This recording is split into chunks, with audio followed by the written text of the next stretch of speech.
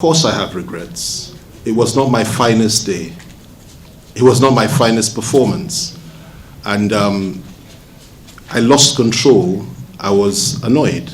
And I allowed my anger to becloud my better judgment. And I did it in a way that, at that point, I really didn't care who was listening. If you remember, I said, look, let the cameras be rolling. I just don't care. Nobody, no leader should get to that point. And I disappointed myself, my family, I disappointed my friends, my leaders, those that brought me into, or really trained me and brought me into the public limelight and into public office, like President Obasanjo and so many others who I revere. I disappointed myself, so I deeply regret it. Nobody at any time should react in such a way.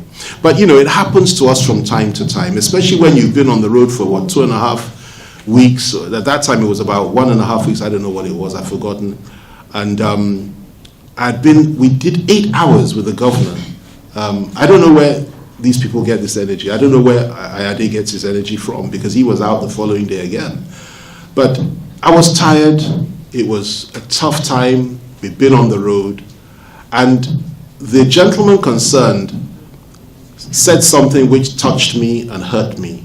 And I felt deeply insulted, genuinely so, deeply insulted. I also felt threatened. I also felt dehumanized almost, because he didn't ask a question. And I'm not here to point any fingers at anybody. As far as I'm concerned, I put this matter behind me. But he didn't ask a question. A question was asked of me just now about the issue of funding. That's not what happened. And I won't go into all that now, but he only made one statement.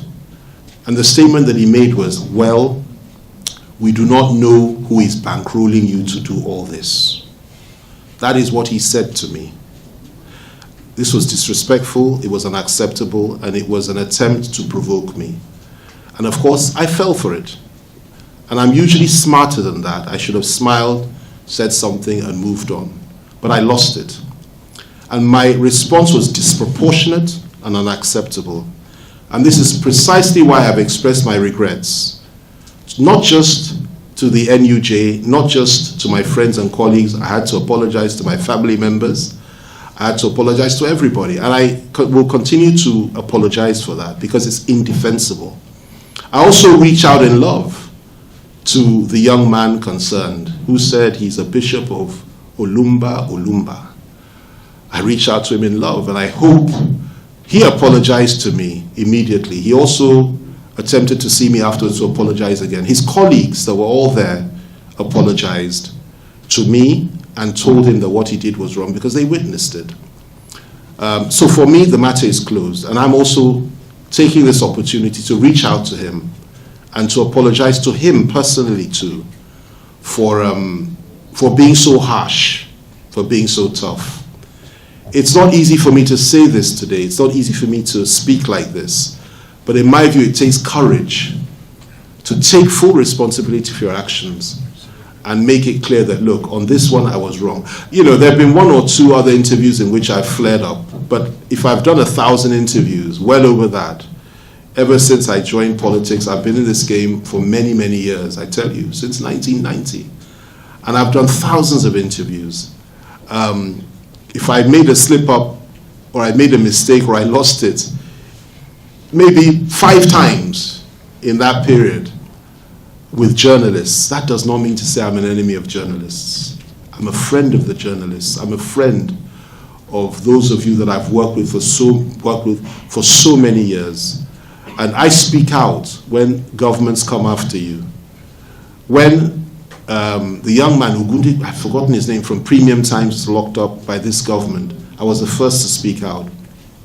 When Shuri of Sahara Reporters was arrested, I spoke out and I worked hard behind the scenes to see how we could get him out. Sahara Reporters is not my best friend. They've attacked me many times over the years, in a very, very vicious way, I might add. Not just me, family members of mine too, but it didn't matter to me. When Baguda Kalto, one of your colleagues, late colleagues, was murdered during the time of Nadeko, I spoke out. I constantly and consistently speak out against injustice and the violence of governments that are illegitimate and tyrannical. I am the voice of the voiceless. I am the one that stands for those that are too weak to speak for themselves.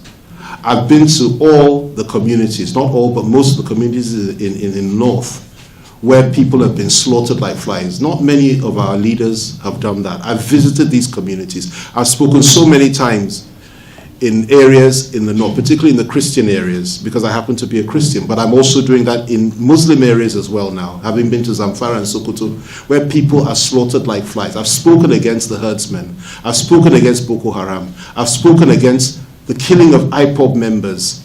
I've spoken against the oppression of the oppressed. That's me. That is me. And I will continue to do that. And so, to those I offended that day, again, I say it once again.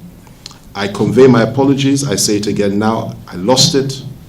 And I shall be more guided next time. Even in the face of provocation, one will now know that sometimes these things are traps in order to make you slip. And what pained me the most, if I might just add this, CPS, is this, that everything I discussed and I said at that conference about the good work of the state governor, and it really was impressive with limited resources, nobody spoke about that anymore.